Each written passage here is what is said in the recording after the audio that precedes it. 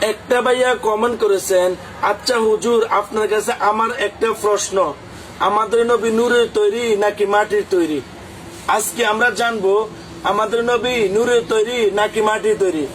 মুহতারাম, আপনি যদি এ ব্যাপারে কিছু বলতেন। যে সমস্ত বন্ধুরা রাসূল করিম সাল্লাল্লাহু আলাইহি সাল্লামকে নূর থেকে সৃষ্টি হয়েছেন এই কথা বলতে চান, আমি তাদেরকে বলতে চাই, নিশ্চয়ই তারা আল্লাহ নবী সাল্লাল্লাহু আলাইহি সাল্লামের মর্যাদা বাড়াতে গিয়ে তার ভালোবাসা থেকেই বলে থাকেন।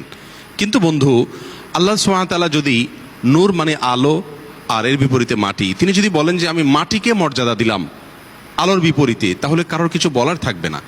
আমরা জানি আদম আলাইহিস সালামকে আল্লাহ সুবহানাহু ওয়া তাআলা মাটি দিয়ে তৈরি করেছেন, এ ব্যাপারে কারোর কোনো সন্দেহ নেই, কোরআনে কারিমে সুস্পষ্ট আয়াত রয়েছে। এর বিপরীতে ফেরেশতাদেরকে আল্লাহ সুবহানাহু ওয়া তাআলা নূর দিয়ে সৃষ্টি করেছেন। আল্লাহ সুবহানাহু ওয়া তাআলা সকল ফেরেশতাকে নির্দেশ করেছেন আদমকে সিজদা করবার জন্য, তাহলে মাটিকে সিজদা করিয়েছেন নূর দিয়ে।